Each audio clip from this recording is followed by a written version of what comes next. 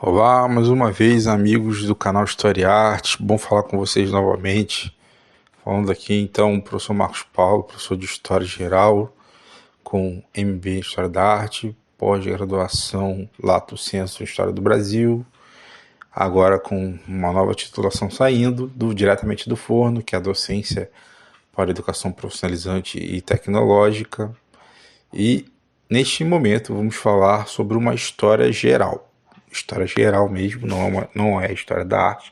Até tem um pouquinho de história da arte, assim, arte cinematográfica, mas que está ligado à história geral e contemporânea, história contemporânea, história contemporânea. O que vamos falar, gente? Hoje é dia 8, tá? Daqui a 3 dias vamos completar, se eu não me engano, deixa eu fazer minhas contas aqui, 11, 21, não, desculpe, 2001, 2011, 21, 22, 3, 4. Vamos completar 23 anos do ataque às Torres Gêmeas, também conhecidas como as Torres do World Trade Center nos Estados Unidos. Para vocês que estão na casa dos 20, vocês não viveram, ou eram crianças, bebês talvez, na época. Eu também não era nenhum adulto, eu era um adolescente, na casa dos 15 a 16 anos, entre 15 e 16 anos aproximadamente. E eu vou relatar assim, um pouco dessa história, até pelo meu ponto de vista, porque eu presenciei visualmente falando, não lá, mas presenciei assistindo ao vivo na televisão.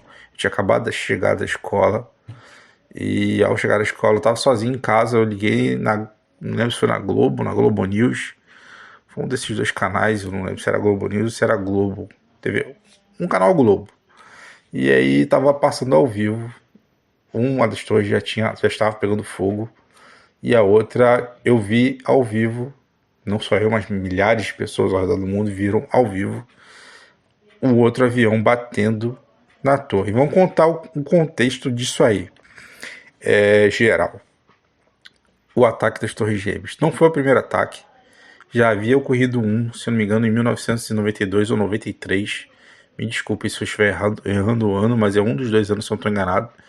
1992 ou 93, pelo mesmo grupo, chamado Al-Qaeda, um grupo do Afeganistão, que no caso era regido por Osama Bin Laden, tá? Líder do grupo Al-Qaeda,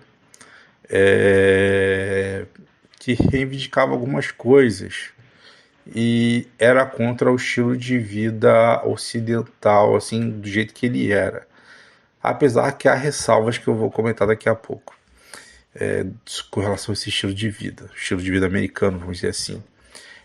Então houve o primeiro ataque em 92 ou 93, só que foi lá embaixo, lá no início do prédio, em um dos prédios, que foram bombas que explodiram embaixo do prédio, tá? No estacionamento.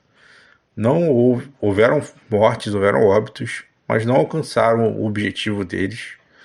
E anos depois, em 2001, inesperadamente, houve novamente o ataque terrorista. Segundo narram, foram 4 aviões ao todo, sendo 2, um em cada torre. Eram chamadas de torres gêmeas porque eram 2 torres iguais. Arquitetonicamente faladas, eram iguais e eram maiores do que o Empire State Building, que antes das Torres Gêmeas era a maior torre dos Estados Unidos, se não me engano, do mundo. O Empire State Building até retomou o ponto de torre mais alta depois que essas 2 torres acabaram caindo. Um avião acertou uma torre, um outro avião acertou a segunda torre, um terceiro avião foi abatido pelo próprio governo dos Estados Unidos, ou seja, matou seus próprios americanos, porque já sabiam que era um ataque terrorista. Se eu não me engano, caiu em algum lugar, eu acho na Pensilvânia, não tenho certeza, o terceiro avião. E um quarto avião atacou o Pentágono, bateu diretamente no Pentágono. Assim conta-se a história, assim é contada a história contemporânea, ou seja, dos dias de hoje. Pessoas no Pentágono morreram, as pessoas que estavam no avião que, se não me engano, estava na Pensilvânia morreram, o avião foi abatido pela própria Força Aérea Norte-Americana. Pessoas que estavam nos 2 prédios morreram. inclusive até por suicídio. Assim, eu sei que estamos no mês pesado, né, um mês razoavelmente pesado, que é o mês do chamado Setembro Amarelo, mas as pessoas estavam desesperadas com as chamas e literalmente você vê aqueles pontinhos caindo. Era terrível. Foi terrível. Vi tudo aquilo ao vivo. E por que eu tô comentando isso? É porque eu vi uma chamada agora, de um filme chamado Um Lugar Silencioso. Vocês já ouviram falar desse filme? Um Lugar Silencioso é um filme da temática de extraterrestres, né? Algo do gênero, que passou alguns anos atrás, já tem o 2, que eu ainda não consegui assistir, já vi o 1. E já tem um outro chamado Dia 1, quer dizer, como tudo começou. Como começou o negócio de se fizer barulho, o alienígena te descobre e é um carnívoro. Ele mata as pessoas, ele come, enfim. Ele mata humano. Ele é um alienígena do estilo tipo inseto. Entendeu? Ele não pode ouvir barulho. Se ele ouvir algum som, alguma onda sonora, isso atrai ele. E na cena que eu vi agora, há alguns minutos atrás, aonde acontece o ataque? Em Nova York. Ali tipo Manhattan, sabe? Ali de Manhattan. E a cena é bem impactante. Eu acho que 23 anos depois, para geral fazer uma cena dessa, não sei se isso passou pela cabeça dos diretores e roteiristas, enfim, dos produtores, mas eu não consegui não me recordar do World Trade Center, que será lembrado daqui a 3 dias, como 23 anos após a queda das Torres Gêmeas. Lembro até que tinham brasileiros lá, inclusive, só comentando, né, porque eu me recordo bem, se não me engano, que a Luísa Brunet e a Yasmin Brunet estariam lá na torre, lá em cima, e eu acho que elas não foram por algum motivo, mas elas iam lanchar, porque lá em uma das torres tinha um restaurante, lá no topo, lá no final da torre, para ter a visão geral ali da ilha de Manhattan, nos Estados Unidos. Elas iam para lá, tipo, fazer um lanche mesmo, comer um hambúrguer, sabe? E por algum motivo não foram. Ou seja, escaparam literalmente de serem vítimas do ataque. E é engraçado assim, trazer um panorama sobre essa história, que boa parte das armas que a Al-Qaeda tinha, aí é muito louco isso, né? Foram fornecidas anos antes, na década de 80 para 90, pelo próprio Estados Unidos. Os Estados Unidos, assim como outros países, inclusive o Brasil, que temos a Afibras, né? É uma empresa de armamento bélico do Brasil, que fazem vários produtos. Eu mesmo tive a oportunidade de conhecer um deles, quando eu fui militar, do serviço militar obrigatório. Eu conheci um desses produtos chamado Astros 2, lançadores múltiplos de foguetes. Conheci ao vivo, e atualmente ele se encontra em Brasília, se eu não me engano. Eles já estavam para ir para Brasília, ficavam aqui em Niterói, os lançadores múltiplos de foguetes. Eu era da artilharia, né, do quartel de artilharia, porém não atuava na artilharia propriamente. Apesar de ser um quartel de artilharia, a minha qualificação militar era comunicações, né, como chamado de Marechal Rondon, patrono das comunicações. Então eu trabalho mais no serviço burocrático, era mais a minha área no Exército. Serviço sargenteação, telefonista de dia. Quem passou pela vida militar ou já é militar sabe de como é que funciona mais ou menos esse negócio. Enfim. E aí eu conheci esses caminhões que lançavam vários foguetes ao mesmo tempo. O Astros 2, entre outros, tá? Aviões, que é o que nossa empresa bélica produz. E os Estados Unidos sempre foi um destaque dentre essas empresas. E ela vendia armas, legalmente falando, podemos dizer assim, para o pessoal da Al-Qaeda, né, para o governo da Al-Qaeda, para lutar contra outros governos, outros líderes que invadiam e tal. E isso aparece até no filme Rambo 2. Eu lembro que eu estava na universidade, eu não era nem cursava história ainda, tá? Eu cursava outro curso, eu acho que já comentei que eu cursava fisioterapia em 2007. E sei que tinha uma oportunidade, eu ia para as palestras de história, que tinha em um dos campos da universidade. E aí eu descobri uma palestra de história, eu saí do meu curso de fisioterapia e fui para lá assistir a palestra de história. E o que estava falando sobre Rambo 2? E o palestrante estava falando sobre a cena que um militante da Al-Qaeda, né, fala assim, vira pro Rambo, que é o Sylvester Stallone, e fala assim, no Rambo 2, e fala assim, nós somos irmãos, bem no final do filme. E Rambo, que no fundo a gente fala muito, só faz aquele sinal de ok. E o filme acaba por aí, mais ou menos assim. E o Rambo tá literalmente do lado da Al-Qaeda. Isso é uma alusão à época do filme, onde os Estados Unidos ainda era um vendedor de armas para a Al-Qaeda no Afeganistão. Posteriormente tudo isso mudou. É engraçado dizer, engraçado não é bem a palavra, perdão, mas de certa forma a família Bin Laden é rica e boa parte dela vive nos Estados Unidos, tá? Porém, Osama Bin Laden, o Osama, ele optou por seguir uma outra vertente, a vertente mais radical do Islã. Não estou falando mal do Islã não, tá, gente? Eu estou falando da vertente radical. Entendeu? Como existem vertentes radicais em outras religiões. Vertente radical no cristianismo, vertente radical no judaísmo, enfim. Ninguém é perfeito, nenhuma religião é perfeita. Então, assim, no caso, estou falando aqui da questão do que aconteceu, mas não tem, isso não envolve a religião em si, e nem quem pratica ela, tá? Ou seja, não tem nada a ver com o Islã propriamente dito. Mas o Osama seguiu esse caminho da vertente radical. E aí foi elaborada toda essa questão do ataque. Os caras treinaram aí anos e anos e anos, passando-se como imigrantes. Eram bem formados, tá? Os caras tinham títulos de engenharia, ou seja, não eram pessoas indoutas, pelo contrário, eram pessoas muito cultas. Assim como já citei aqui o livro Por que Lutam os Palestinos, que foi uma entrevista de Yasser Arafat para um repórter da BBC e depois virou um livro. Não sei se ainda é possível achar esse livro, porque ele é um livro antigo e eu tive a oportunidade de ler, porque meu pai comprou na época, na década de 80, eu li esse livro nos anos 2000, já na minha adolescência. E o Yasser Arafat conta que foi um líder da Palestina, né? Considerado até um terrorista por muito tempo. Ele faleceu em 2003, se eu não me engano, 2003. Em 2004 até fiquei sabendo do falecimento dele. Em 2003 ou 2004 que ele faleceu, já senhorzinho. E ele conta que todos eram universitários, estudantes, e eles aprenderam a pegarem armas. E que eles não tinham nada contra os judeus, mas contra o sionismo. Que no ponto de vista deles, o sionismo era a ideia de, assim, a criação do país Israel. Que eles não eram contra os judeus, que antes viviam todos juntos, é verdade. Palestinos e judeus viviam todos juntos. Ninguém tinha nação. Não existia a nação da Palestina, como ainda não existe até hoje. E não existia a nação de Israel, que passou a existir depois da Segunda Guerra Mundial. Então, criou-se a nação de Israel, mas não foi criada a nação da Palestina. Então foi aí onde os judeus que estavam espalhados pelo mundo, né, chamado de diáspora, foram voltando para Israel.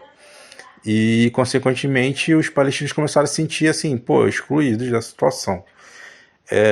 Por que eu estou fazendo essa ligação de uma coisa com a outra, para não ficar perdido?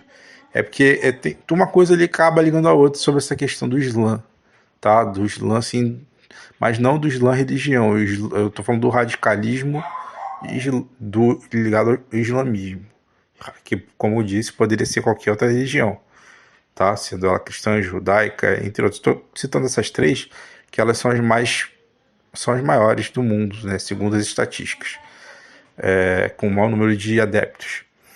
Então, voltando à história do 11 de setembro, foi um período marcante na história.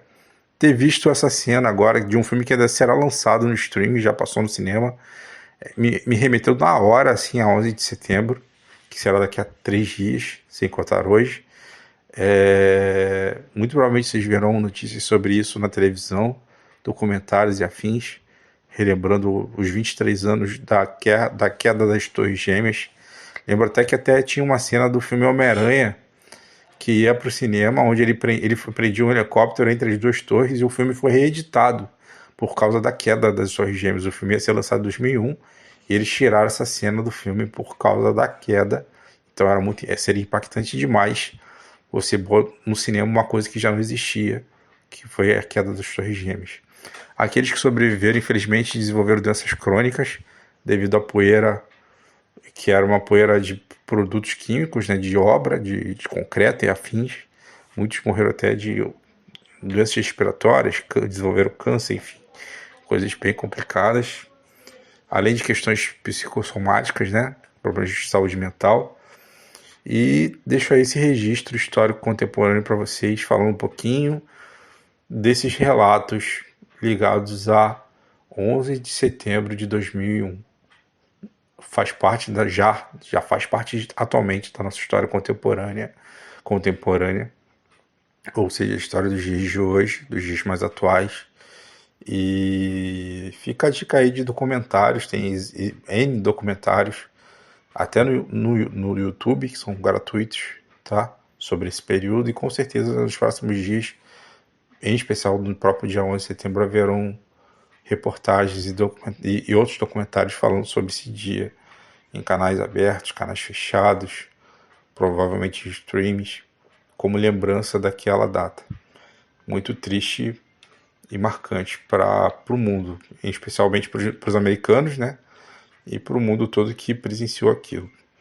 É isso, gente. Finalizo aqui esse podcast de hoje só para falar assim, fazer essa breve resenha sobre essa data histórica contemporânea, a história contemporânea do mundo, né?